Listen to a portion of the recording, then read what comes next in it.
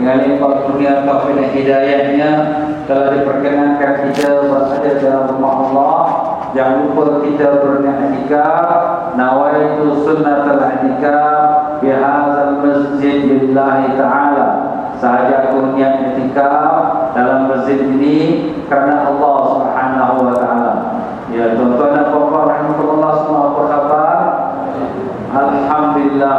Mudah-mudahan Allah panjangkan umur, dalam sehat walafiat, dimurahkan rezeki, dikabulkan sembilan hajat, dan disampaikan semua kita ke tanah sucinya dalam mengerjakan haji dan umrah dan berziarah kepada kekasih kita Rasulullah sallallahu alaihi wasallam. Allahumma amin ya rabbal alamin. Ya, para jemaah yang dimuliakan Allah, alhamdulillah hari ini merupakan minggu yang kedua yang dimana kita memulakan kembali kursus kita selepas daripada kita bulan Ramadan dan menyambut hari raya.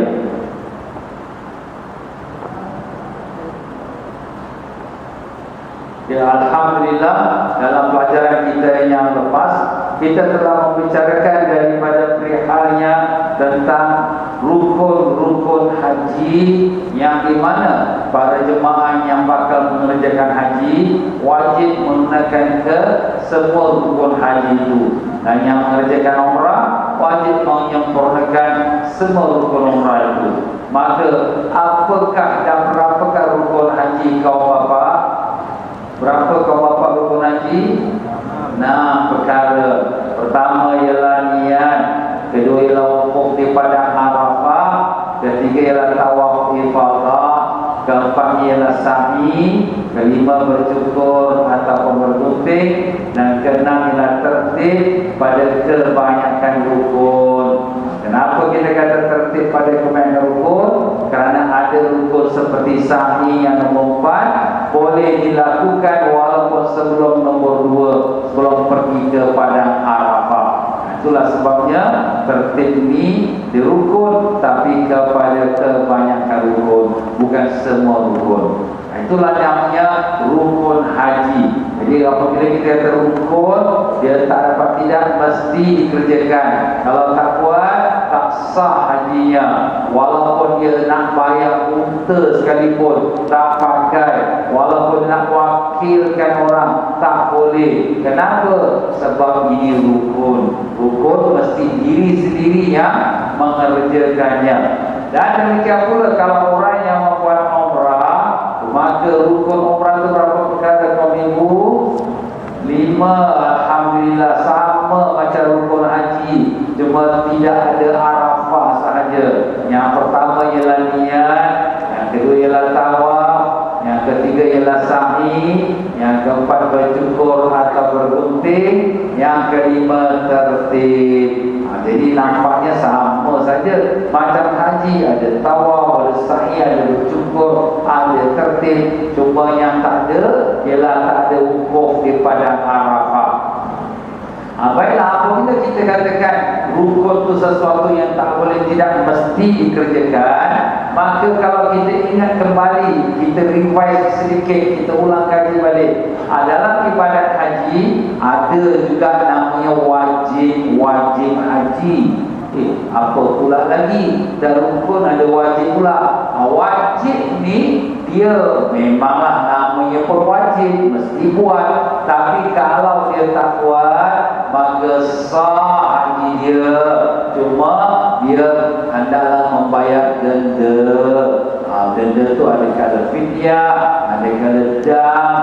Itu akan kita bicarakan kemudian. Dan ada pula yang boleh dia wakilkan orang untuk melakukan untuknya. Jadi kalau daripada haji ada 6 wajib haji. Sama juga macam rukun ada 6, wajib pun ada 6. Yang pertama ialah ihram atau jatuh niat daripada miqat. Miqat tu mana tempat jatuh niat. Jadi nanti kalau kita yang dalam kapal terbang, penerbangan kita daripada Singapura kita pergi ke Jeddah, di tengah-tengah jalan tu dekat-dekat sampai Jeddah, kita bersejajar dengan miqat. miqat tu tempat jatuh niat di bumi, maka kita akan jatuhkan niat dalam kapal terbang tu kira-kira setengah jam sebelum mendarat Jeddah. Itu jatuh niat di miqat. Yang keduanya ialah bermalam di Muzdalifah pada malam 10 Zulhijjah. Ini belum lagi kita bicarakan. Yang ketiga, melontar jamrah Aqabah pagi 10 Zulhijjah. Ini pun belum kita bicarakan lagi. Yang keempat, bermalam di Mina malam 11, 12, 13 Zulhijjah. Pun belum kita bicarakan.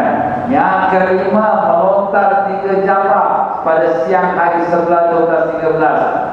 Nampaknya 2, 3, 4, 5 ni belum kita sentuh lagi pelajarannya. Dan yang keenam, yang terakhir wajib haji ialah menjauhi larangan ihram. Ini telah kita belajar ya, iaitu perkara-perkara yang dilarang kita lakukan sewaktu kita dalam ihram. Tak boleh gunting rambut, tak boleh potong kuku, tak boleh pakai wangi-wangian. Orang lelaki tak boleh pakai pakaian yang berjahit. Suami isteri tak boleh bercampur suami isteri, dan tak boleh memburu binatang liar, dan demikian pula tak boleh bergaduh, tak boleh buat dosa. Itulah beberapa perkara yang dilarang dalam ihram. Ihram tak kira lah ihram haji atau ihram umrah. Manakala kalau orang yang buat umrah, dia punya wajibnya hanya sedikit saja. Apa dia? 2 perkara. Pertama ialah dia berniat daripada miqat, dan yang kedua menjauhi larangan ihram.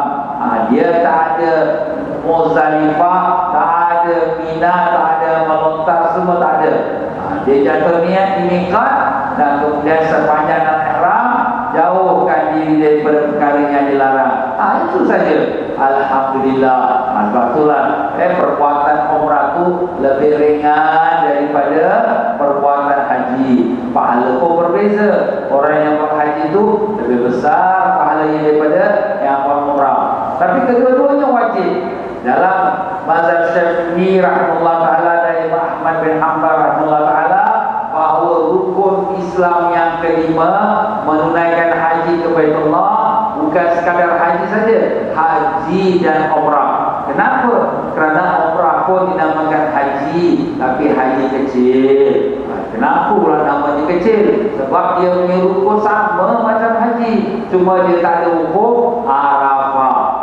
Ya tuan-tuan dan puan-puan rahimakumullah, setelah kita mengingatkan kembali rukun haji dan juga rukun umrah kepada mereka yang baru mengikuti kursus kami, maka jangan mereka bimbang, kerana kita selalu ulang kaji balik, ingatkan kembali apakah dia yang wajib kita lakukan dalam melakukan ibadah haji dan ibadah umrah. Dalam pelajaran yang lepas, kita telah menyebutkan apabila para jemaah haji sudah sampai di kota Mekah, yang mana buat haji dia boleh 2 pilihan. Dia nak buat haji yang namanya haji ifrad pun boleh, yang dia nak buat haji namanya haji tamattu pun boleh. Boleh dia buat, dia boleh pilih mana salah satunya. Kenapa? Karena itulah yang dimudahkan oleh Allah Subhanahu Wa Taala ya. Jadi kalau orang yang buat haji ifrad, dia jatuh niat haji dalam kapal terbang tu, dan sentiasalah dia dalam keadaan berihram sepanjang masa dia dalam ibadat umrah atau ibadat haji itu, sampailah dia selesai daripada mengerjakan ibadat haji itu, barulah dia jatuhkan niat umrah pula. Jadi maknanya dia buat haji dulu, lepas selesai haji semua baru buat umrah. Itu nama haji ifrad. Ada juga namanya haji tamattu. Haji tamattu kita buat haji dulu ke umrah dulu tuan-tuan? Umrah dulu. Jadi dalam kapal terbang tu dia jatuh niat, aku niat umrah. Sampai di Mekah, dia pun mengerjakan tawaf umrah, sa'i umrah, dan dia pun putih, dan dia bebas pakai baju biasa. Dah boleh campur suami isteri, boleh potong kuku, potong rambut. Senanglah dia, tak susah. Sebab tu namanya tamattu. Tamattu tu artinya bersenang-senang. Itu dia. Tapi nanti bila hari nanti Arafah, barulah dia pun jatuhkan niat, aku niat haji, pakai ihram balik semua macam hari yang pertama. Kemudian dia pun jatuh niat depan pintu rumah dia, dan dia pun berangkatlah pergi ke Arafah. Jadi itulah dia tuan-tuan dan puan-puan, bagi orang yang mengerjakan haji tamattu, dia membuat umrah dulu, kemudian baru mengerjakan ibadah haji. Ya tuan-tuan dan puan-puan, jadi kita semua akan berangkat ke Arafah pada 8 Zulhijjah. Hari wukuf Arafah hari 9 Zulhijjah. Tapi kita akan berangkat ke Arafah 8 Zulhijjah. Kenapa? Sebagai persediaan supaya besok hari Arafah 9 Zulhijjah kita semua sudah berada di Arafah, tak perlu bimbang-bimbang lagi. Pernah juga ada berlaku beberapa masa dahulu di mana jemaah yang keluar pada Mekah ni, dia keluar pada 9 Zulhijjah, tapi pas dia tak sampai ke Arafah pada hari yang dia mesti berada di Arafah. Kenapa? Karena kesesakan jalan, penuh sesak, jam. Jadi oleh kerana itu akhirnya dia tak dapat wukuf Arafah. Oleh kerana itulah pihak Kementerian Haji Saudi Arabia telah tetapkan orang yang nak pergi Arafah mesti 8 Zulhijjah. Tak boleh on the same day 9 Zulhijjah, tak boleh. Mesti 8 Zulhijjah berangkat dulu. Jadi itulah program yang sudah pun dilakukan oleh jemaah-jemaah seluruh dunia, termasuk kita jemaah Singapura, sampailah ke hari ini. Jadi tuan-tuan dan puan-puan rahimakumullah, hukum kita wukuf Arafah. Pada pelajaran yang lepas kita telah bicarakan tentang perkara kelebihan fadilahnya kita wukuf Arafah. Dalam hadis-hadis Nabi sallallahu alaihi wasallam menunjukkan kepada kita hari Arafah itu hari yang paling banyak Allah bebaskan hamba-Nya dari api neraka. Paling banyak sekali. Pada hari Arafah itulah hari paling banyak Allah membebaskan hamba dari api neraka. Jadi apa kita nak buat? Kita banyakkan berdoa kepada Allah supaya menjadikan kita, ibu ayah kita, adik kita, anak cucu kita, keluarga kita, sahabat anda kita daripada golongan yang Allah lepaskan dari api neraka. Ini penting tuan-tuan. Jangan kita nampak Allah itu je, jangan kita nampak kecil. Besok di yaumul akhirat kita semua, saya, tuan-tuan, puan-puan, Nabi kita sallallahu alaihi wasallam, semua nabi-nabi, semuanya akan menyeberang jembatan Siratal Mustaqim. Jembatan Siratal Mustaqim ini dia punya panjang 1500 tahun punya perjalanan. Umur kita berapa tahun? 100? Tak ada pun. 80? Kalau sampai ini pun ada ketak-ketak dah, mata dah rambut dah. Baik tuan-tuan. Ini pula nak duduk atas jembatan Siratal Mustaqim 1500 tahun. 500 tahun mendaki, 500 tahun mendatar, 500 tahun menurun. Susahnya. Dahlah itu jembatan itu pula lebih halus pada rambut kita ni, dia belah 7 pula, dia ambil satu helai tu. Allah halusnya. Kemudian dia lebih tajam daripada pedang. Apakah tidak? Dah rambut di belah 7. Ini nak jangan kata nak seberang, bijak pun dah kembali dah. Nampak tuan-tuan? Tetapi orang yang sudah Allah terima doanya di Arafah, ya Allah, lepaskanlah aku daripada api neraka, ya Allah. Allah pun kata okey, masukkan nama dia Haji Muhammad bin Qasim, masuk dalam golongan lepas neraka. Ini Hajar Zainab binti Imran, masukkan dia lepas pada api neraka. Alhamdulillah. Bila dia pijak saja jembatan Siratal Mustaqim, dia terus dah sampai depan pintu syurga. Mana jembatan Siratal Mustaqim? Malaikat kata kat belakang kau, dah lepas dah. Masya Allah tuan-tuan. Nampak? Ini bukan perkara kecil.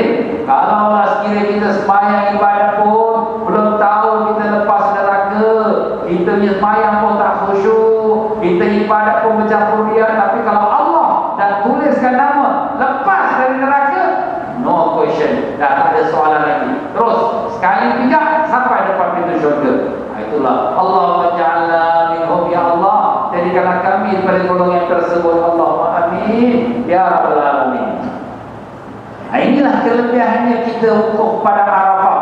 Banyak lagi lah doa-doa kita dikabulkan Allah Ta'ala, dan Allah saksikan kepada malaikat semua. Allah ampunkan semua mereka yang sedang wukuf di padang Arafah. Itulah dia tuan-tuan dan puan-puan ya, antara kelebihannya wukuf di Arafah. Tetapi kita pun dah sampai dalam pelajaran kita, dalam buku manasik kita, tuan-tuan yang ada buku manasik ni, boleh buka tentang bab Arafah. Bab Arafah tu muka surat berapa? Muka surat lebih tuan-tuan. Muka surat lebih tu boleh kita tengok ya, muka surat yang ke title dia 205. 205 tu bab yang ke-13, wukuf di Arafah. 205. Kemudian kita masuklah tentang hukum-hukum, iaitu muka surat 209. Jadi muka surat 209 itu hukum-hukum Arafah. Apakah hukum dia? Itulah dia kata di dalam buku kita, wukuf merupakan rukun haji yang kedua. Manakala dalam ibadah umrah dia bukanlah rukun. Jadi dalam ibadah haji saja ada wukuf Arafah. Dalam umrah dia tak ada Arafah. Dia hanya tawaf, sa'i dan bergunting, dan begitulah selesainya ibadah umrah, mudah saja. Tapi ini haji, Allah telah kumpulkan seluruh manusia beriman di satu padang dengan satu uniform, dengan satu perkataan. Apa uniformnya? Semuanya pakai ihram warna putih. Apa perkataannya? Perkataan semuanya, baik dia orang Jepun, orang Malaysia, orang Singapura, orang Amerika, orang Eropah, semuanya baca labbaik Allahumma labbaik, ya Allah aku menyahut panggilanmu ya Allah. Subhanallah Tuhan ya. Inilah kebesarannya agama Islam. Sebab itulah ulama-ulama telah sepakat, ijma' ulama, bahawa wukuf di Arafah merupakan rukun yang terpenting dalam ibadat haji. Bagaimana sabda Nabi sallallahu alaihi wasallam, al-hajju Arafah, haji itu ialah Arafah. Kita tahu tuan-tuan, rukun haji banyak yang kita disebut tadi 6. Tapi kenapa pula Nabi sebut al-hajju Arafah? Haji itu ialah Arafah. Seolah-olah kalau kamu buat tawaf 1000 kali pun, sa'i 1000 kali pun, kalau kamu buat ibadah sembahyang kat Masjidil Haram lekuk-lekuk dahi sekalipun, kamu tak pergi Arafah, no hajj for you. Tak ada haji untuk kau. Nampak tuan-tuan? Jadi Arafah inilah yang terpaling penting, yang nombor 1 di dalam ibadat haji. Begitulah gambaran yang Nabi sallallahu alaihi wasallam sebutkan. Sebab itulah di sini tuan-tuan dan puan-puan, kita ni bila nak pergi haji, jangan hanya kita fikir duit aku dah cukup, aku punya kesihatan pun ada, aku package hotel semua 5 star, okey, dah boleh pergi haji. Ingat, Allah tak pandang semua tu. Allah nak pandang apa? Apabila nanti kita di Arafah, bagaimana sikap diri kita. Sebab itulah dalam package kami ni tuan-tuan ya, walaupun kita siapkan dari segi logistiknya, hotelnya, makanannya, itu semua memang tak dapat dinafikan. Tapi yang di antara yang paling utama ialah persediaan rohani, persediaan hati nak menghadap Allah di padang Arafah.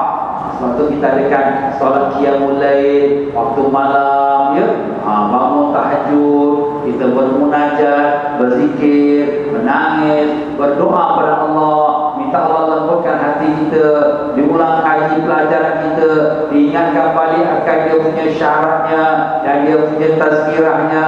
Apabila semua mereka dah bersiap sedia dengan jiwa rohani yang sudah lengkap, zahir dan batin, jasmani dan rohani, barulah kita berangkat ke Arafah. Di sanalah baru kita dapat betul-betul munajat, menangis sampai menitis air mata kita. Itulah yang kita kehendaki tuan-tuan dan puan-puan. Apa dia? Iaitu kekhusyukan, ketawaduan dan juga perasaan jiwa kita menghayati berada di padang Arafah. Tapi kita ni wajib wukuf di Arafah ni bermula daripada bila? Jam berapa? Macam kita wajib sembahyang subuh, dari jam berapa sampai jam berapa waktu subuh tu? Memanglah tapi saatnya bermula bila? Itulah tajuknya waktu wukuf di Arafah. Dalam perkara ini kita kalau lihat bahawa para jemaah-jemaah apabila mereka berangkat pergi ke Arafah, Arafah ini satu tanah padang, ya, padang pasir tuan. Yang di depannya itu satu lembah yang nama Wadi Urana. Di belakangnya ialah bukit-bukit yang ada menghalanginya. Jadi dia di antara lembah dengan bukit. Inilah dia padang Arafah, ya. Padang Arafah ini sebagai setengah ahli ulama kata nanti besok di akhirat akan Allah limparkan dia dan menjadi padang mahsyar, di mana semua umat manusia akan dikumpulkan di sana. Apabila sekarang ni kita kata kita nak wukuf Arafah, bila saatnya bermula? Di sisi kebanyakan ulama yang merupakan pendapat yang paling kuat sekali bahawa waktu wukuf bermula pada tergelincirnya matahari, iaitu yang masuknya waktu solat zuhur pada tanggal 9 Zulhijjah. Daripada pula tergelincirnya matahari. Kenapa makna tergelincir ni? Jadi kalau kita lihat dalam buku-buku mengenal waktu zuhur bila dengan apabila matahari tergelincir. Jadi nak digambarkan matahari bila genap betul-betul exactly atas kepala kita. Bila tergelincir tu, mana tergelincir macam orang jalan, dia tergelincir tapi tu sikit. Jadi bila matahari masuk sikit saja ke sebelah barat, maka masuklah waktu zuhur. Maknanya wukuf Arafah bermula dengan masuknya waktu zuhur apabila matahari telah tergelincir. Itulah waktunya mula wajib wukuf Arafah. Jadi kalau ada orang bisa kata dia datang Arafah pagi pukul 9 pagi, 9 Zulhijjah pukul 9 pagi, dia duduk 1 jam, pukul 10 pagi dia keluar, dah tinggal ke Arafah, tak balik pada negeri Arafah, tidak ada haji untuk dia. Ustaz, saya pergi Arafah tau. Yalah, kau pergi pukul 9 pagi, kau dah keluar pukul 10, belum masuk waktu lagi. Macam orang sembahyang zuhur. Kita sembahyang zuhur nanti kita dengar azan dulu, nanti satu suku baru azan, kita sembahyang zuhur. Dia datang masjid pukul 12, dia pun sembahyang zuhur, lepas tu dia balik. Dapat zuhur tak? Kenapa aku nak sembahyang? Belum masuk waktu. Nampak tuan. Jadi kita kena tahu waktu Arafah, wukuf Arafah tu bila. Walaupun dia sudah ada di Arafah, belum dikira lagi dia wukuf selagi belum masuk waktu zuhur. Waktu zuhur 9 Zulhijjah, tanggal 9 Zulhijjah. Kalau sekiranya permulaannya masuk waktu zuhur, akhirnya bila? Dan berakhir pada terbitnya fajar sadiq, makna masuk waktu salat subuh pada tanggal 10 Zulhijjah, iaitu pada pagi hari raya Idul Adha. Masuknya iaitu terbitnya fajar sadiq. Fajar sadiq itu iaitu fajar yang menandakan masuk waktu subuh. Jadi maknanya wukuf, waktu wukuf di Arafah ni panjang tuan. Daripada zuhur 9 Zulhijjah, asar, maghrib, isya, tengah malam, midnight, sampai waktu tahajud, sampailah pagi subuh. Bila kita mendengar orang azan, Allahu Akbar, Allahu Akbar, dah subuh lah, habislah waktu wukuf Arafah.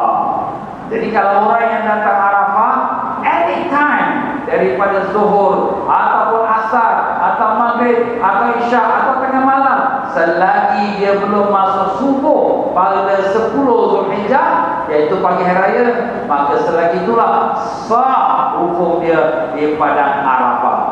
Taklah mesti tengah hari zuhur mesti ada, tak mesti, tapi kalau ada tu lebih baiklah.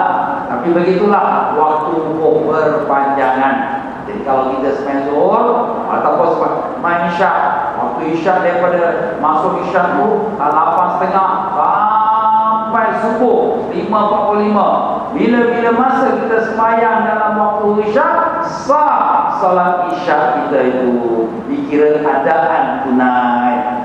Begitulah dalam pokok hadis Rasulullah SAW masuk berwukuf di Arafah selepas masuk waktu zuhur, serta apa yang telah diriwayatkan oleh Imam Ahmad dan juga Ashabus Sunan dari Abu Rahman bin Ya'mur, yang dimana dia mengatakan Nabi sallallahu alaihi wasallam telah menyuruh seorang membuat seruan, Al-Hajju Arafah, haji itu adalah Arafah.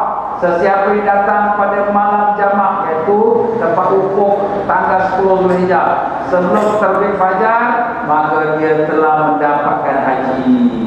Jadi Nabi sallallahu alaihi wasallam sudah berikan dia punya guideline dia.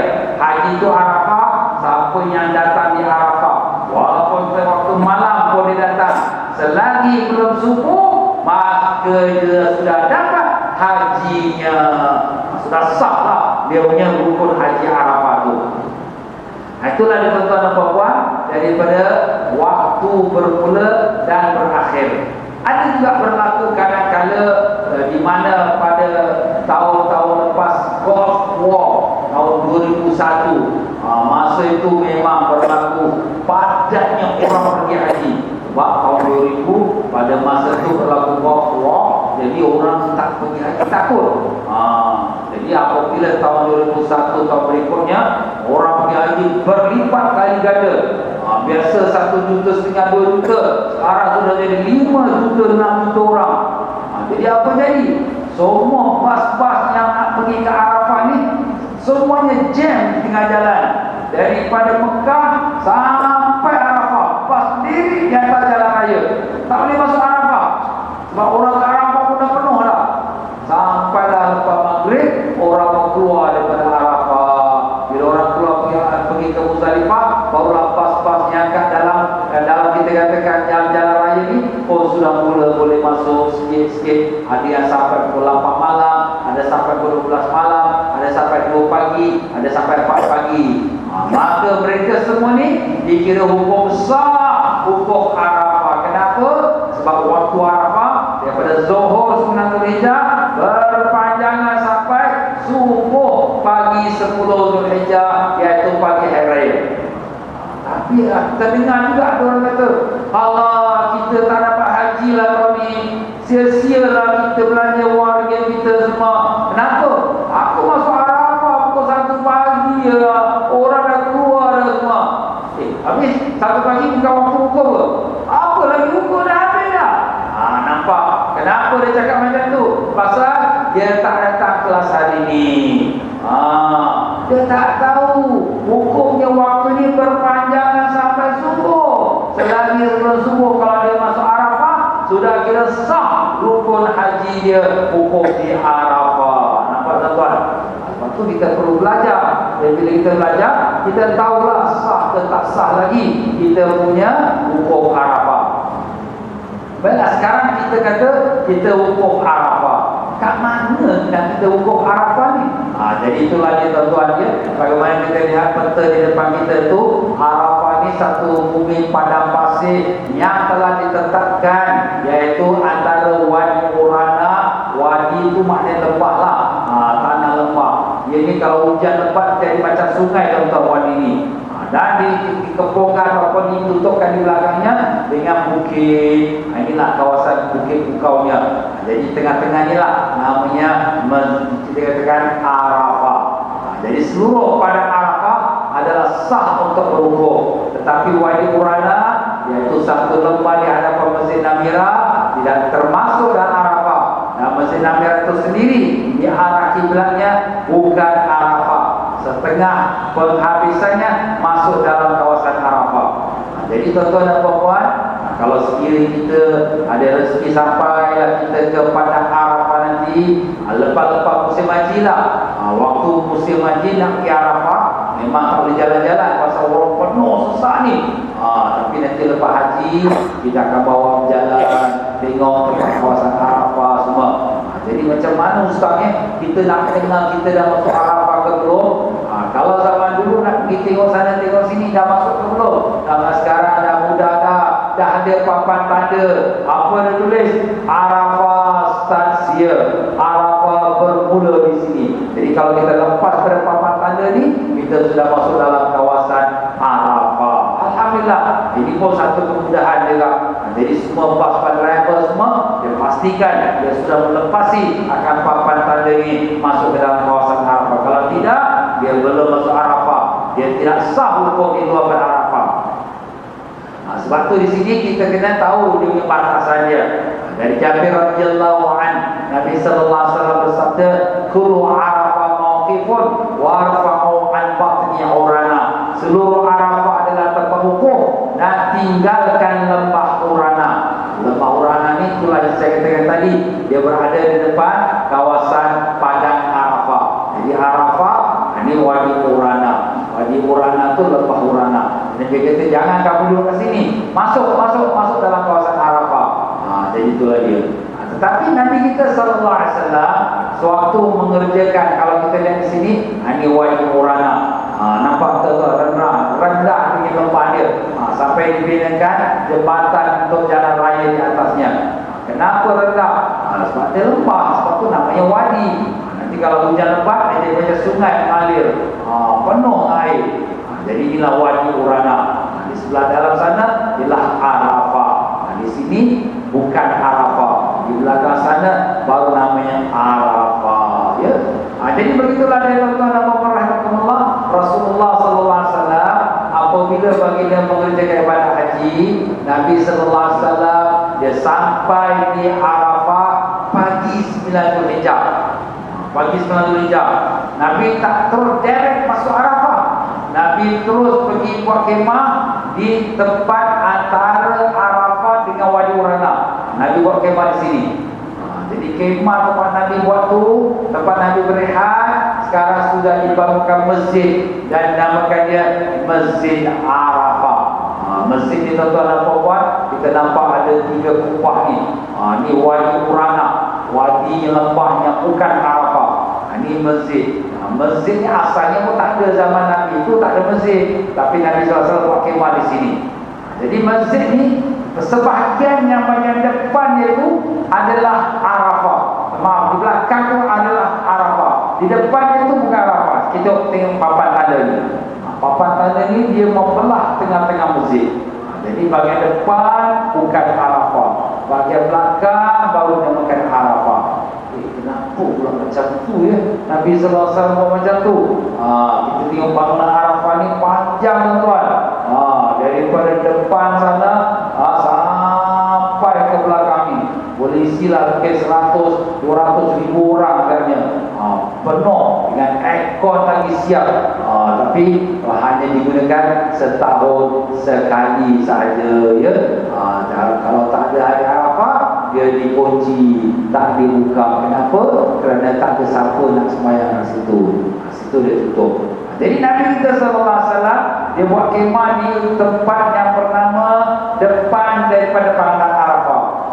Setengah masjid ni bagian depan bukan Arafah. Tapi lepas Nabi dah sembahyang zuhur, jadi imam dan asar, kemudian lepas habis khutbah, baru Nabi masuk ke dalam tengah-tengah Arafah, pergi di samping Jabal Rahmah, Bukit Rahmat, bukit yang di mana bertemu Nabi Adam AS dan Siti Hawa. Jadi Nabi Adam AS dan Siti Hawa sudah dikeluarkan ke syurga. Kemudian mereka telah berpisah antara suami isteri ini dan bertemu kembali di atas bukit Jabal Rahmah, Bukit Rahmat. Sebab itu namanya Bukit Rahmat, kerana dengan pertemuan mereka berdua, maka alhamdulillah keluarlah anak cucunya. Siapa? Kita lah semua ni. Semua kita anak cucu Nabi Adam dan Siti Hawa. Itulah datuk dan nenek kita yang pertama. Baiklah, sekarang kita kata kita sudah tahu waktu wukuf dan kita dah tahu di mana nak wukuf, di padang Arafah, bukan di lembah Wadi Urana, tidak, bukan di bukit-bukit belakang, tidak. Soalannya, apakah yang dikatakan wukuf? Wukuf ni apa benda ni? Rukun wukuf ialah berada di Arafah dalam waktu wukuf, walaupun sedetik, baik dalam keadaan tidur atau berjaga, berkenderaan atau duduk, berbaring atau berjalan, maupun dalam suci atau tidak, seperti perempuan yang dalam haid, atau perempuan yang nifas, atau lelaki atau perempuan dalam junub. Jadi maknanya wukuf tu kita berada di dalam Arafah. Berada berada tu dalam keadaan berapa lama? Walaupun sedetik, sekejap kita masuk, kita keluar. Tapi dalam tempoh waktu ukur. Umpamanya kita masuk Arafah pukul 5 petang, kita duduk 5 minit, kita pun keluar. Kau ni 5 minit je Arafah. Salah. Nampak? Walaupun sedetik, 1 second sekalipun, maupun dia tidur atau sedar. Ini pernah juga berlaku ni. Pada tahun yang saya sebutkan tadi, penuh sesak orang pergi haji itu. Jadi bas masuk Arafah pukul 2 pagi. Dia sudah apa? Dia sudah risau dalam bas. Daripada pagi dia dalam bas, berapa jam entah, 10 jam dalam bas. Kemudian bila bas masuk ke Arafah, dia dah tak sedar, tertidur. Kemudian bas pun dah masuk, kemudian bas pun pusing keluar. Kemudian bila bas keluar, kat mana kita ni? Kita baru keluar. Baru keluar Arafah. Aku tak tahu bila Arafah. Aku tak niat lagi ya. Tak payah. Kau tertidur besar kau punya hukum Arafah. Walaupun kau tak niat besar hukum kau punya Arafah. Masya Allah tuan-tuan. Allah mudahkan. Kenapa? Jangan sampai ada orang tak dapat hukum Arafah. Nampak? Walaupun dia tertidur, walaupun perempuannya dalam uzur. Ustaz, saya ni nak pergi haji tahun ni Ustaz, tapi saya tengok jadual hukum Arafah ni, kena pula waktu saya uzur ni, macam mana ni saya pergi haji? Apa yang susah? Hukum Arafah tak syarat suci. Walaupun perempuan tu uzur, maupun uzur haid ke, uzur nifas ke, baik lelaki atau perempuan dan tidur ke Arafah, alamak, aku termimpi ya, keluar air mandi ya, aku junuk ya, macam mana ni sah tak aku hukum? Sah, tak ada masalah. Masya Allah, Allah sungguh pemurah tuan-tuan, memberikan kemudahan semudah-mudahnya orang nak hukum di Arafah. Jadi begitulah dia tuan-tuan, hukum Arafah ni dia hanya wajib walaupun sedetik sekalipun orang tu ada di Arafah. Apalagi kalau dia ada berjam-jam lamanya, sudah tentulah sah dia hukum Arafah. Tetapi kalau orang tu orangnya pingsan, hilang akal, maka ini ada perbezaan pendapat ulama. Abu Hanifah dan Malik kata sah, tapi mazhab Syafi'i Ahmad kata tidak sah. Sebab apa tak sah mazhab Syafi'i? Sebab orang ni orang hilang akal. Orang pingsan, orang hilang akal, maka dia sudah tak masuk hukum taklif atau hukum wajib beribadat. Seumpama orang yang dia hilang akal, dia maaf kata mungkin dia gila, dia sawan, dia pingsan sebelum zuhur, sedar-sedar lepas asar. Apakah dia wajib qada zuhur? Jawapannya tak wajib. Kenapa? Sebab waktu zuhur masuk, dia hilang akal, dia sudah tak lagi waras. Orang hilang akal atau senang kata orang gila, tak wajib sembahyang, tak wajib puasa, sebab dia hilang akal. Yang wajib ialah berakal. Akil balik, yang sudah berakal lagi yang sudah balik. Nampak tuan-tuan? Jadi kalau pas dia masuk ke Arafah, di dalam koma tak sedar, kemudian bas pun keluar dari Arafah, dia masih dalam koma tak sedar. Dia macam mana ni? Hukum-hukum dia ke Arafah ni, mazhab Syafi'i kata tak sah. Sebab orang yang akal tak dikira ibadatnya, tak sah. Bagi mazhab Hanafi, dia sudah datang Arafah, dah semani dia ada, sah. Itu pendapat mazhab Hanafi. Tapi kalau mazhab Syafi'i, kita bukan mazhab Syafi'i lah ya. Jadi tak kira sah. Kerana tak dikira sah, kerana dia sudah hilang akal, sudah lepas daripada hukum wajib sembahyang, wajib ibadat. Baiklah, sekarang kita semua berada di Arafah bermula daripada 8 Zulhijjah.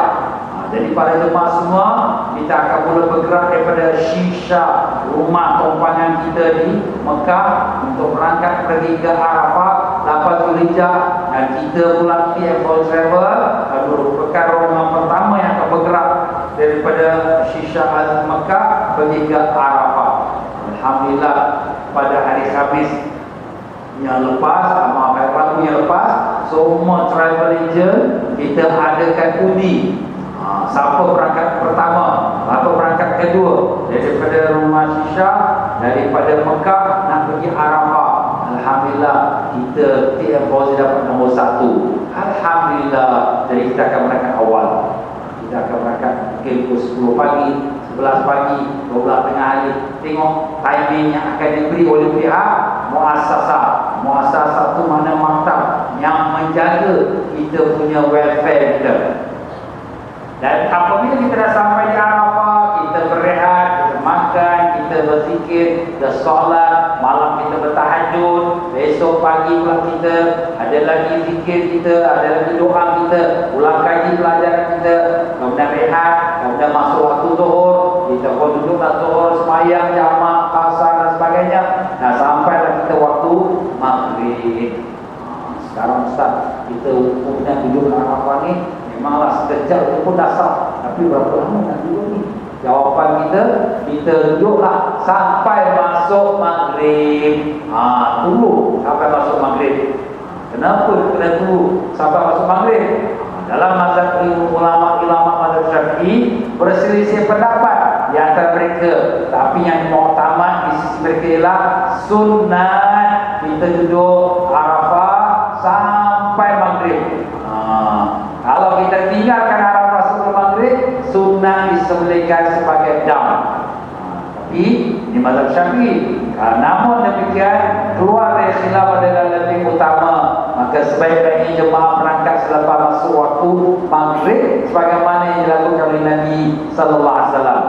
Jadi polis-polis yang traffic polis semua, dia jaga dekat tempat exit ataupun jalan raya yang keluar pada Arafah. Dia letakkan palang batu, bukan palang kayu, tak, palang batu. Jadi semua pas kenderaan yang nak Arafah boleh keluar. Bila sudah masuk maghrib, Allahu Akbar, Allahu Akbar, baru diangkat, keluarkan barrier-barrier itu. Semua tembok-tembok batu ditepikan, kemudian barulah pas-pas semua boleh keluar daripada Arafah. Jadi itulah yang dilakukan oleh pihak kerajaan Saudi Arabia. Jadi kita pun, bagi kita jemaah-jemaah haji Singapura, kita akan duduk dalam khemah kita sampai waktu maghrib. Bila selesai saja masuk maghrib, kita akan berangkat keluar dari Arafah. Tapi biasanya sebelum maghrib dalam 10 minit, 15 minit, setengah jam tu kita kena standby. Jadi apabila masuk di maghrib, kita pun sudah berangkat, tak payah tunggu lama-lama lagi. Jadi sekarang ini kita kalau duduk di Arafah, kita nak buat apa Ustaz di Arafah tu? Apa yang perlu kita kerjakan? Sebenarnya dia tak ada apa amal pun, tak ada spesifik sesuatu yang tertentu yang kita nak buat di Arafah. Tapi adalah sunat-sunatnya dan adab-adabnya. Jadi sunat-sunat hukum dan adab-adab hukum. Apa kita nak buat di Arafah tu? Jadi pertama, mandi sunat untuk wukuf sebelum masuk ke Arafah. Jika tidak dapat mandi, maka berwuduklah. Begitulah yang diriwayatkan daripada perbuatan Ibnu Umar radhiyallahu anhu yang dikeluarkan oleh Imam Malik rahimahullah taala. Jadi kita sunat kita mandi dulu. Kita mandi sebelum masuk waktu Arafah. Masuk waktu Arafah bila? Zuhur, 9 Zulhijjah. Jadi kita pun pergi ke tandas dia. Tandas Arafah ni ada juga tempat kita katakan boleh kita mandilah. Mandi cowboy lah orang kata. Basah-basahkan badan, hilang-hilangkan peluh kita tu. Yang bagi lelaki-lelaki, yang bagi perempuan-perempuan dia.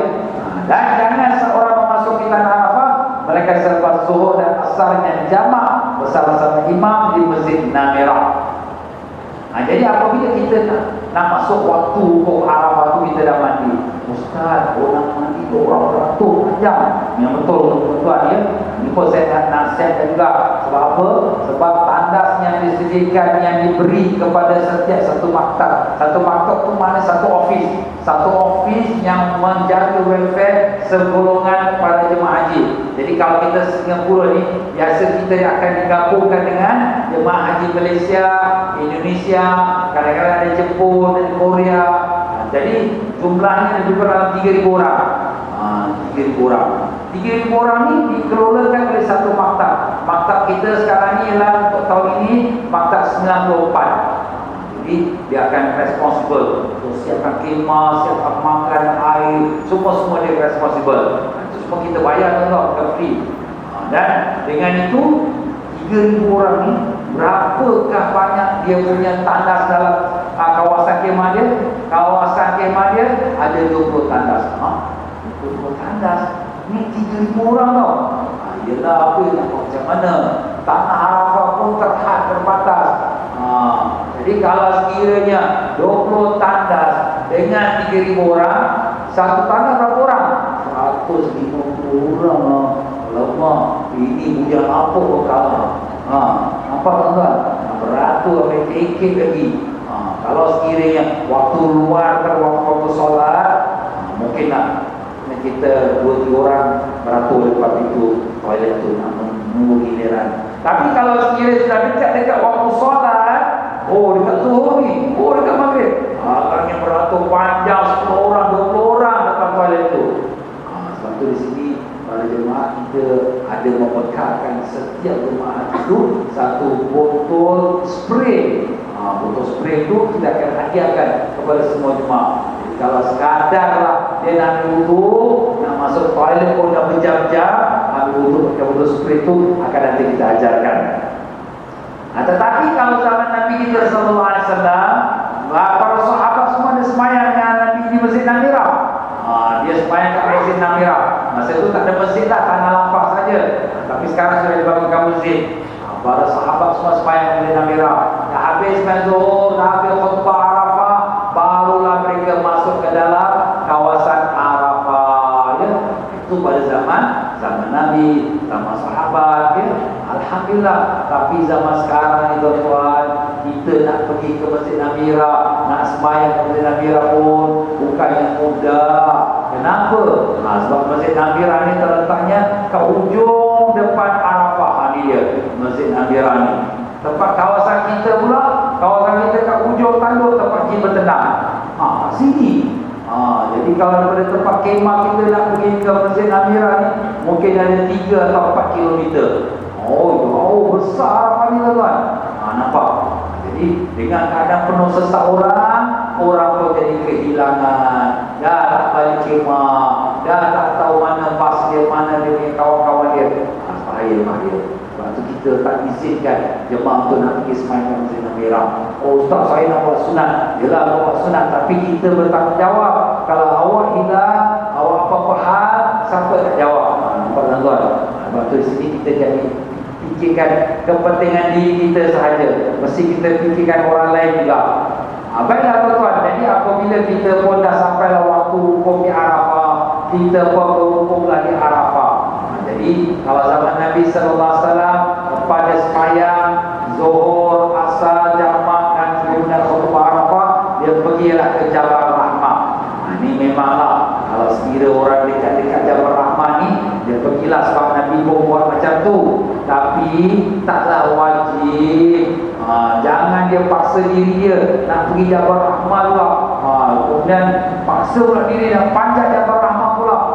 Kita akan pergi Jabal Rahmah, no problem. Tapi bila lepas dah selesai haji, kita akan buat ziarah ke Arafah, Muzdalifah. Kita akan tunjukkan kat sinilah tempat Nabi sallallahu alaihi wasallam berwukuf. Jadi Nabi wukuf kat mana? Kita akan tunjukkan tempat Nabi berdiri. Tempatnya Nabi naik unta. Macam Ustaz TM ni naik unta kan. Macam tu lah dekat sini. Jadi kat tempat ini, tempat Nabi sallallahu alaihi wasallam berdiri waktu wukuf di Arafah di samping Jabal Rahmah. Dan Nabi pun berdoa. Tapi kita berdoa tu ialah kalau kita dalam kemah pun kita berdoa pun nak kira Arafah juga. Cuma ialah Nabi naik unta, Nabi doa, tapi bukan unta macam Ustaz ni naik. Ini unta glamour tuan-tuan. Nabi naik unta tak ada bunga-bunga semua. Jadi itulah dia tuan-tuan. Dan begitulah Nabi sallallahu alaihi wasallam sampailah doa tu masuk maghrib. Jadi untuk kita tidaklah kita buat itu. Kenapa? Kerana kita nak jaga keselamatan jamaah. Dan tempat wukuf Arafah tu keadaan yang penuh sesak. Jadi kita akan melakukan solat dan kita akan berdoa di dalam kemah kita, iaitu kemah yang disiapkan oleh muassasah. Tempat kemah kita kat ujung tanduk kat sini. Kat sinilah kita boleh kemah, kat sinilah kita akan berdoa. Cuma kita akan doa tu seberapa dapat di luar kemah. Jadi begitulah tuan-tuan dan puan-puan rahimahumullah, Rasulullah sallallahu alaihi wasallam Setelah daripada solat Zuhur, Asar di Masjid Namira, Nabi masuk ke tengah pada Arafah di batu besarnya di sebelah Jabal Rahmah dan berdoa sampai masuk Maghrib. Jadi kalau sekiranya tepat masa zaman 80-an, 90-an, waktu besar tu masih lagi ada tuan-tuan. Waktu besar tu telah terhakis sampailah tinggal sikit yang macam yang tuan-tuan nampak dalam gambar ni. Tempat yang saya berdiri ni, inilah tempat yang waktu besar yang Nabi berdiri di sampingnya sewaktu Nabi berada di samping Bukit Jabal Rahmah, Bukit Rahman. Tapi sekarang sudah dibuang bekal-bekal bukit tu, jadi hanya diletakkan jubin saja ataupun diletakkan mapel saja. Jadi orang tak kenal. Mereka orang yang tahu, dia akan tahu kat sinilah tempat Nabi berdiri sewaktu Nabi rukuk di Arafah. Inilah Jabal Rahmah dengan batu putih sebagai tanda landmark dia. Batu putih itu ni landmark dia, tanda ini Jabal Rahmah. Ini orang sedang mendaki Jabal Rahmah. Ada siap anak tanda sampai atas. Ini tempatnya Nabi Adam bertemu dengan Siti Hawa. Nabi Adam naik satu bahagian, Siti Hawa naik satu bahagian. Allah pertemukan mereka di atas Jabal Rahmah. Itulah dibangunkan batu putih itu sebagai tempat kenangan atau pertemuan Nabi Adam dan juga Siti Hawa. Jadi banyak orang apabila dia naik ke atas Jabal Rahmah ni, dia pun dekat batu putih ni, dia pun menghadap kiblat, dia pun doa. Sebab apa? Sebab tu tempat pertemuan Nabi Adam dan Siti Hawa sangat mustajab doa. Lebih lagi doa apa? Doa minta jodoh. Power dalam kat situ. Mungkin ada orang puja-puja kan, belum lagi kahwin lagi, doa lah dekat sana. Ustaz, kalau dah ada boleh tak? Jangan buat pasal, nanti perang dunia. Jadi itulah tuan-tuan dia. Maknanya tempatnya mustajab doa. Jadi kalau sekiranya kita nak panjat tu Jabal Rahmah tu, nanti dulu, bukan masa kita buat haji. Masa kita buat haji ni, kita nak tumpukan dengan kita punya doa dan ibadat kita pada Allah Ta'ala. Dan sunat lagi dalam masa kita berada di Arafah, tidak dalam keadaan berpuasa. Ini agar dapat membantu para jemaah agar banyak berdoa. Demikianlah diriwayatkan oleh Imam Bukhari dan Imam Muslim, Nabi SAW berwukuf dalam keadaan tidak berpuasa. Nabi SAW waktu wukuf tu, Nabi pun minta sahabat, kau datang satu gelas susu. Kemudian Nabi lupa orang ni, Nabi akan unta, Nabi pun minum. Nabi tak puasa lah. Nabi nak bagi syarat, aku tak puasa. Jadi sebab tu di sini dalam mazhab Syafi'i makruh kalau orang yang kerjakan haji puasa pada hari wukuf Arafah. Kenapa Ustaz makruh? Kan puasa hari Arafah itu sunat. Dalam hadis Nabi dah sebut, siapa puasa hari Arafah diampunkan 1 tahun dosa yang lalu dan 1 tahun dosa yang akan datang. Wow, 2 tahun dosa diampunkan Allah. Kenapa kita tidak berpuasa pada hari Arafah? Ini untuk orang yang bukan mengerjakan haji. Kenapa pula kita yang buat haji? Kita ke Arafah, patut-patut kita lah yang puasa. Sebabnya Nabi tak puasa. Jadi kita ikut Nabi SAW. Kenapa Nabi tak puasa? Sebab dia ialah supaya kita dapat banyak berdoa. Tadi kita dah sebutkan, doa yang paling penting sekali minta lepas pada api neraka. Itu yang paling penting sekali. Kalau Allah nak tulis nama kita lepas neraka, dah tak ada lagi lah nak ditimbang-timbangkan lagi. Itu yang kita nak minta. Jadi kita mohon pada Allah dan semua hajat-hajat kita. Cuba kalau kita puasa dengan hari panas, dengan orang ramai, dengan cuaca yang menggelisahkan kita pun dia doa 5 minit. Alamak, Ustaz ni panjang sangat doa, bila nak habis ni? Aku dah tak larat dah. Nampak tak tuan? Sebab tu di sini tidak berpuasa, itulah yang sebenarnya. Tapi kalau ada orang yang di mana dia sudah terbiasa dengan puasa, dia memang buat puasa ni, kita alami tak tahu seminggu 2-3 kali dia puasa. Jadi kalau orang macam tu nak puasa dengan tak terganggu akan dia punya doa dia dan dia punya ibadat daripada hari Arafah, tak apa, boleh dia berpuasa. Cuma pada umumnya tidaklah dia berpuasa. Ya.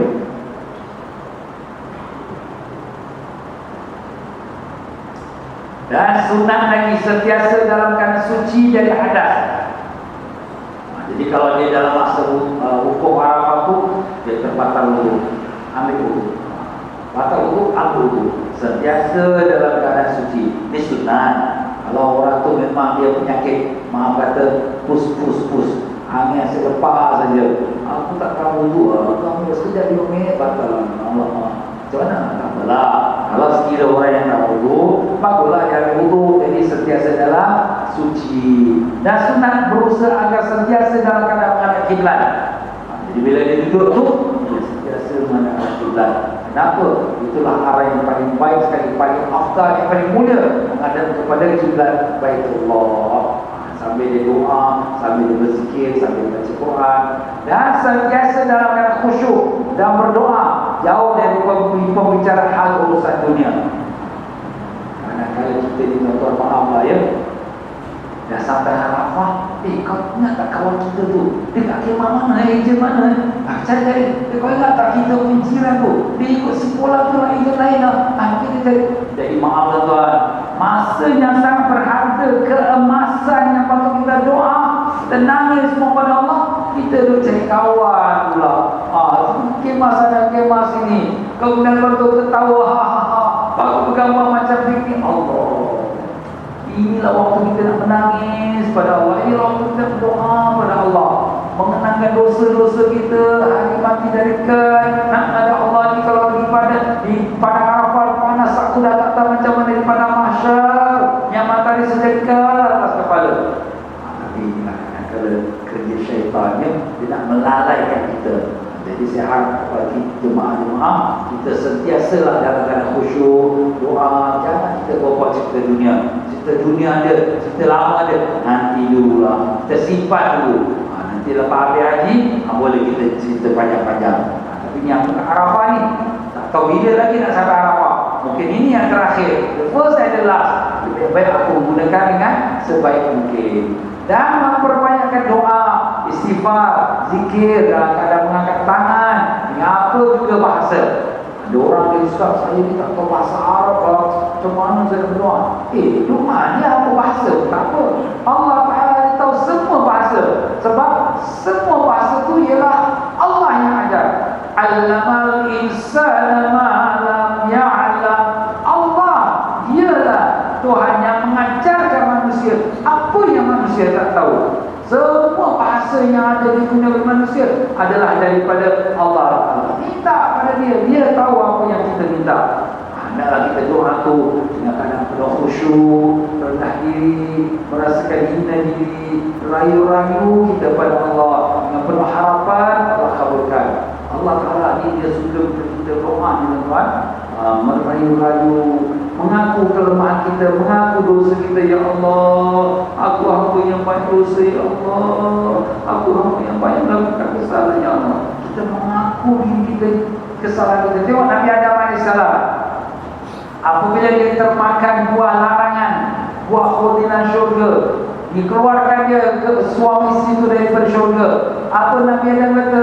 Rabbana zalamna anfusana, ya Tuhan kami telah menzalimi diri kami. Fa in lam taghfir lana wa tarhamna, kalau Kau tak ampunkan kami dan kalau Kau tak rahmati kami, lanakunanna minal khasirin, nescaya kami akan jadi daripada orang-orang yang rugi. Nabi Adam mengaku kesalahannya. Allah Ta'ala suka perbuatan Nabi Adam, Allah ampunkan dia. Tapi iblis, apabila dia ingkar perintah Allah dalam syurga, dibuang dia daripada syurga. Dia mengaku tak kesalahan dia? Dia tak mengaku kesalahan dia. Dia sombong, dia takabur lagi. Orang macam ini Allah benci dia. Tak mau. Ini sifat iblis. Kita ambil sifat datuk kita, Nabi Adam AS.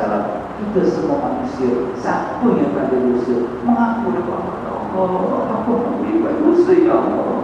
InsyaAllah tuan-tuan, kita dalam qiyamul lail kita waktu bulan Ramadan yang lepas, 10 malam terakhir, tiap-tiap malam kita ada zikir munajat, kita ada munajat berdoa dengan penuh khusyuk, dengan menangis kita ampun kepada Allah.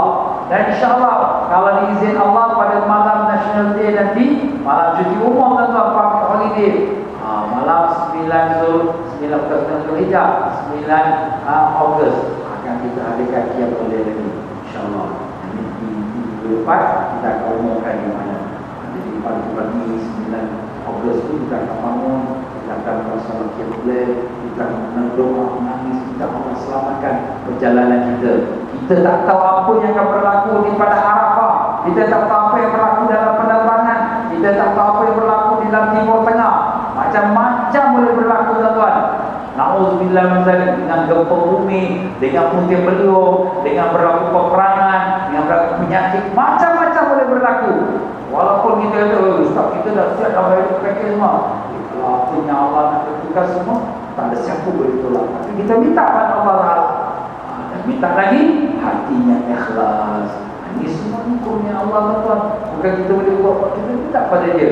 Itulah kita akan ada kaki yang model. Saya harap tuan-tuan semua dapat ikuti sama.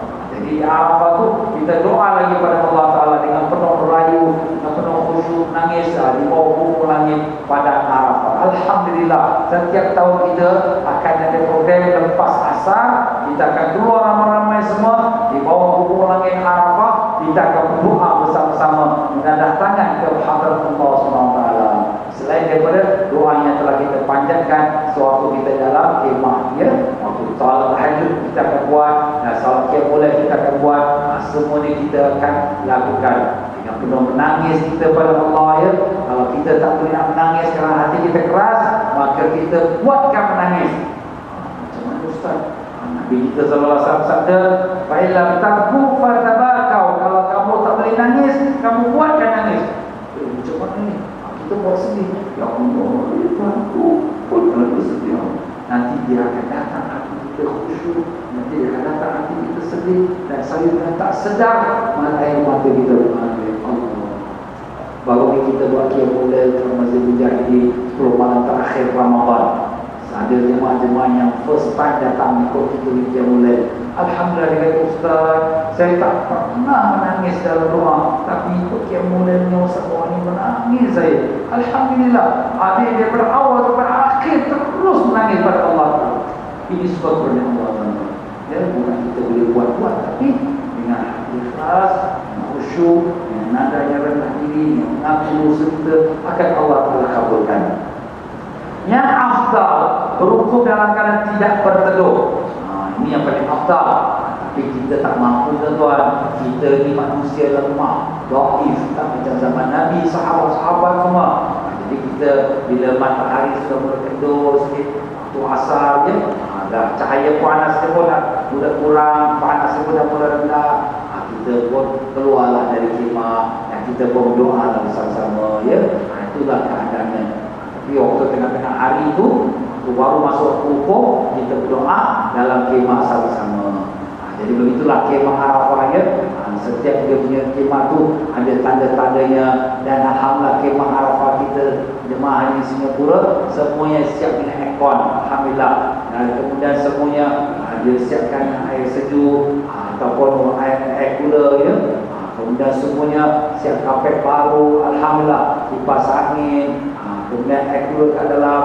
Pihak kami kita bawa skrin, kita bawa lagi kita projektor supaya jemaah apabila mengikuti tazkirah kita, ceramah kita, doa kita, supaya semua dapat ikut sama, baik lelaki baik perempuan. Alhamdulillah, ini semua usaha, tuan-tuan, ya. Bukan disiapkan oleh pihak maktab, tapi kita usaha supaya apa? Supaya dapat memimpin jemaah dengan lebih sempurna. Alhamdulillah, dengan cara ini jemaah pun dapat mengikuti apa yang kita perlukan dan apa yang perlu kita lakukan kemudian.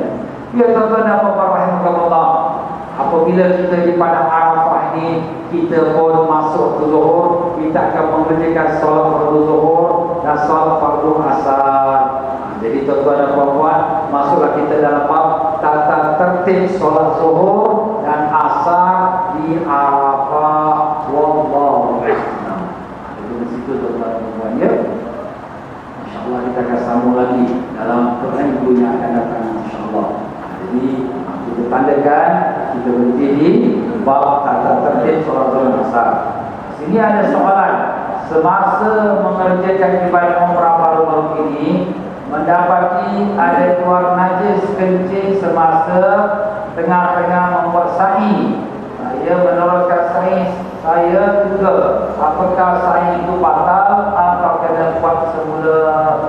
Jawapan kita dalam pelajaran bab sa'i yang sudah lepas, bahawa bahawa sa'i tidak syarat suci. Jadi kalau orang perempuan yang uzur haid, orang lelaki atau perempuan yang tak ada wudu atau sudah ada wudu tengah-tengah sa'i batal wudu, sah sa'inya. Jadi dengan itu tak perlulah dia ulangi kembali sa'inya. Jadi dengan itu sahlah umrahnya, dan dengan itu tak payahlah dia timbangnya. Baik tuan-tuan dan puan-puan rahimahumullah, insya-Allah para jemaah sekalian ya, kita semua sudah dengarkan tadi tentang bagaimana ibadat haji itu. Kita pun mengharapkan supaya Allah SWT memudahkan kita, dapat kita mengerjakan ibadat haji dengan sempurna, yang baik ya. Jadi kalau sekiranya tuan-tuan dan puan-puan rahimahumullah, kita insya-Allah pihak MHBS, iaitu Moral Human Development Society, kami akan menganjurkan satu pesantren kilat namanya. Pesantren kilat ini akan diadakan pada tanggal 20 sampai 26 November. Ini waktu cuti sekolah mudah-mudahan lah ya. Tempatnya ialah di Masjid Pertempatan Melayu Sembawang. Tempat ini memang bagus kata tuan ya, jauh dari orang ramai. Jadi dia dibuka untuk anak-anak remaja lelaki dan perempuan yang berumur antara 13 sampai 18 tahun. Ya, 12 sampai 18 tahun. Jadi tuan-tuan dan puan-puan rahimahumullah, yurannya sebanyak $220 ya. Yurannya sebanyak $220. Jadi anak-anak remaja ni tuan-tuan, bukan muda nak dibimbing tuan-tuan ya. Apatah lagi zaman sekarang ni, macam-macam pengaruh-pengaruh media sosial yang kita mak bapak pun tak larat nak menjaganya. Jadi tuan-tuan dan puan-puan, alhamdulillah anak-anak ni yang kita bimbing selama 7 hari, apabila selesai pada 7 hari itu, mereka menggambarkan sebagai seolah-olah anak yang soleh dan solehah. Alhamdulillah, mak bapaknya sebelum menghantar anak ke pesantren kilat ini, mereka mengadu kepada kita, mengatakan anak-anak ni susah nak sembahyang, lebih lagi sampai subuh susah.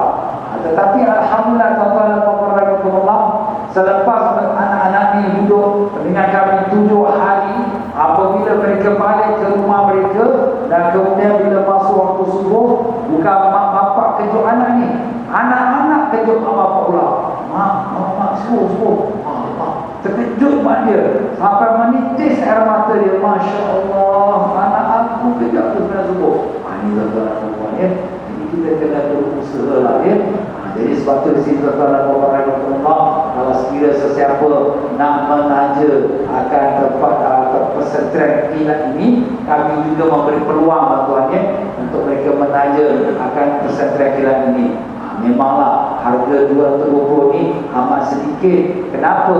Sebab kalau dibandingkan dengan perbelanjaan yang kami lalui tahun lepas, sampai satu anak tu kita belanja $300 tuan. Maksud kita keluarkan daripada tabung kami sendiri. Tapi kalau mungkin ada orang nak cari pahala, Ustaz saya nak derma Ustaz, berapa boleh nak derma? 100 boleh, 200 boleh, ikutlah. Jadi tuan-tuan boleh ambil lah orang tajak derma untuk kita katakan pesantren kilat ini daripada meja pegawai. Tuan-tuan berbalik, tuan-tuan boleh isi angkutan pada minggu depan, tuan-tuan datang, dan untuk mereka yang ada anak remaja yang ingin daftarkan untuk sama-sama dalam kita katakan pesantren ini, maka tuan-tuan dan puan-puan bolehlah ya ambil borang yang di meja belakang dan kemudian isikan borang itu dan kemudian kembalikan kepada kami secepat mungkin. Ini first come first serve tuan-tuan. Kita hanya hadkan sebanyak 100 anak saja. Kalau dah lebih, kita so sorry, kita tak dapat terima lagi. Jadi kalau tuan-tuan dan puan-puan ada anak saudara, anak yang remaja yang aku ni, Ustaz nak cakap ni, budak ni degil sikit nak sembahyang susah. Jadi tuan-tuan dan puan-puan bolehlah ambil borang ini dan isikan dia. Kita pun buka juga registration online. Kalau dia online, bayarannya $220 plus dengan servis dia $10. Sebab online ni kita kena bayar servis dia, jadi jadi $230. Jadi macam itulah dia tuan-tuan dan puan-puan rahimahumullah, kami mengharapkan pada jemaah sekalian dapatlah ia membantu untuk kita membuatkan usaha yang baik insya-Allah. Dan demikian juga tuan-tuan dan puan-puan rahimakumullah, kita pun ada juga usaha untuk membantu saudara kita, iaitu saudara kita yang membuka pesantren di Solo tuan-tuan. Dia seorang sahabat kami dan dia pun telah membangunkan satu projek membangun pesantren. Tapi pesantren ini masih lagi dalam memerlukan bantuan dia. Tapi dia bukan minta bantuan begitu saja. Dia membuatkan satu usaha. Usaha apa? Iaitu menyediakan CD yang mana dibacakan burda. CD ini tuan-tuan dan puan-puan rahimakumullah, boleh didapatkan di meja pegawai dengan hanya harga $10. Burdanya apa dia? Burda ni ialah selawat-selawat kata Nabi sallallahu alaihi wasallam. Jadi tuan-tuan dan puan-puan rahimakumullah, ya, burda ni memang berkat. Banyak alim-alim ulama yang mengamalkan burda ni, atau sekurang-kurangnya mendengarkan burda ni, Allah hindarkan segala musibah, bala bencana. Memang ada keberkahannya. Jadi tuan-tuan dan puan-puan, tuan-tuan apabila membeli CD burda ini, tuan-tuan sebenarnya menderma untuk pembangunan madrasah projek yang sedang dibangunkan itu. Jadi tuan-tuan dan puan-puan, kita dapat CD dan kita mendapat pahala derma. Alhamdulillah. Ya tuan-tuan dan puan-puan rahimakumullah, pihak kami masih lagi membuka peluang kepada para jemaah yang ingin mengadakan, iaitu kita katakan keberangkatan pada bulan November Disember, di mana kita akan adakan iaitu kita adakan package November Disember, ya. Package ini tuan-tuan dan puan-puan, setiap hari Jumaat kita keluarkan dalam berita harian, ya. Jadi adalah package yang pergi ke Baitul Maqdis, ada di Istanbul, di Kairo, dan ada juga yang hanya pergi umrah. Yang kita ada dua package, ada Hilton depan Masjidil Haram, atau package di Meridian yang taklah jauh sangat dan hanya 100 meter dari Masjidil Haram. Ini semua ada rumah, ada harga semua hotel berbintang 5. Alhamdulillah.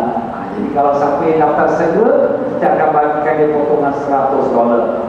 Jadi tuan-tuan yang lepaskan peluang ni, ya, segeralah daftar insyaAllah. Dan kalau sekiranya tuan-tuan yang nak pergi holiday pada bulan November, Disember, school holiday, boleh. Kami persiapkan juga pergi ke Balkan tu kan, Serena, kita kata Bosnia, yang dulunya berlaku peperangan, tapi tempatnya cantik tuan-tuan, ya. Dan juga pertengahan Asia, Uzbekistan, di mana makan Imam Bukhari ada di sana, ya. Dan juga negara-negara yang Allah jadikan cantik, Jepun dan juga di China dan sebagainya. Alhamdulillah, semua paket-paket ini telah kami siapkan. Tuan-tuan bolehlah, ya, melihatnya dalam netan kami yang telah kami sediakan. Dan demikian juga kepada semua para jemaah haji yang akan berangkat haji pada tahun ini yang sudah boleh diluluskan kuotanya, maka haraplah para jemaah mengambil injection yang belum lagi kalau belum buat, iaitu meningitis dan juga injection influenza, ya. Kalau sekiranya orang-orang yang tua umur 65 ke atas, baiknya diambil tambahan, iaitu injection pneumococcal, itu untuk memelihara daripada penyakit semput dan radang paru-paru. Ini semua penting tuan-tuan, sebab sekarang penyakit bermacam-macam penyakit, dan ini juga bukan syarat untuk keluar visa. Jadi bila kita nak keluar visa haji, kita sudah siap dengan surat-surat suntikan ini. Kalau tidak, dia takkan bagi visa haji. Jadi diharap kepada para jemaah yang nak pergi haji tahun ini sudah dilulus kuotanya, maka buatlah persiapan suntikan ini, ya.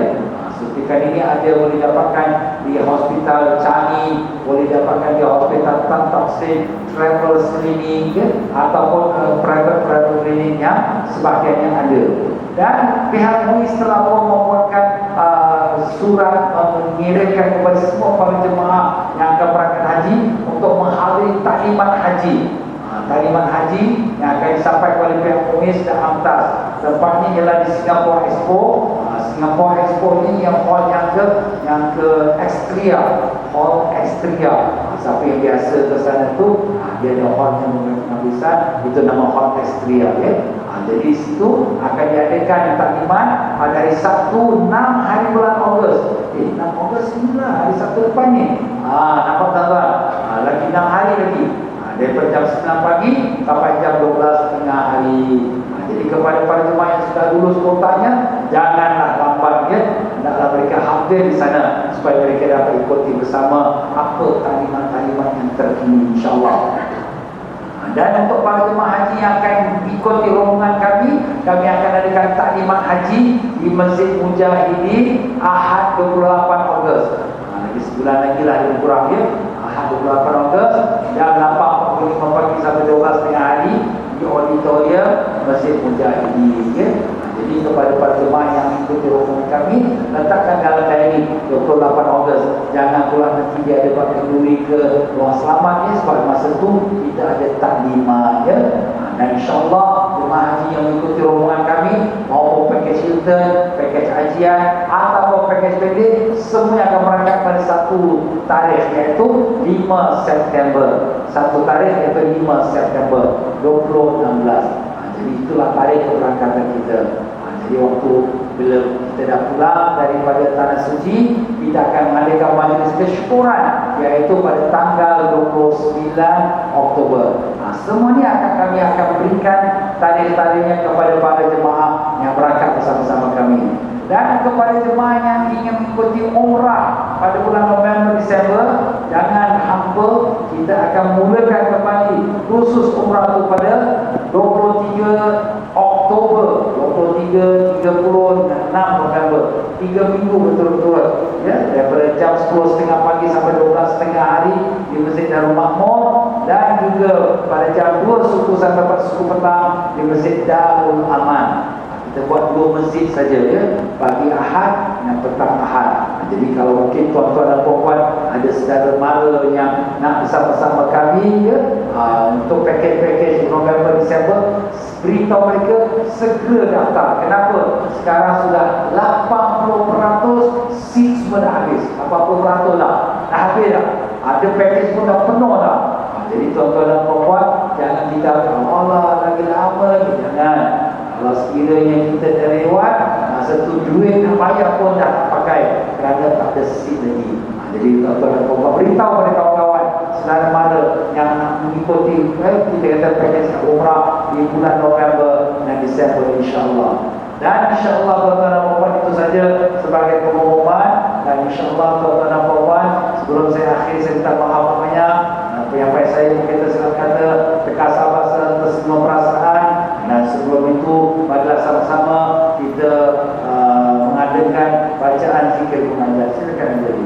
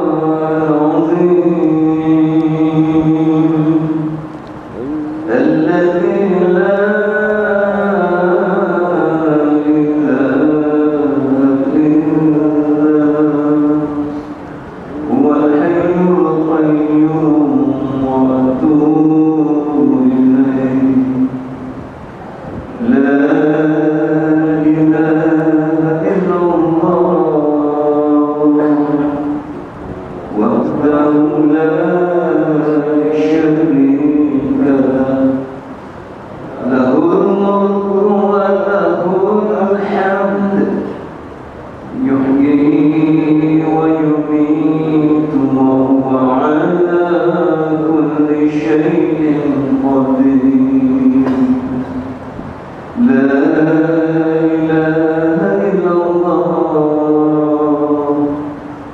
وحده لا شريك له له الملك وله الحمد يحيي ويميت وهو على كل شيء قدير لا إله إلا الله وحده لا شريك له له الملك وله الحمد يحيي ويميت وهو على كل شيء قدير اللهم أجرنا من النار اللهم أجرنا من النار اللهم أجرنا من النار اللهم أنت السلام ومنك السلام وإليك يعود السلام فحينا ربنا بالسلام وأدخلنا الجنة دار السلام تبارك ربنا وتعاليت يا ذا الجلال والإكرام بسم الله الرحمن الرحيم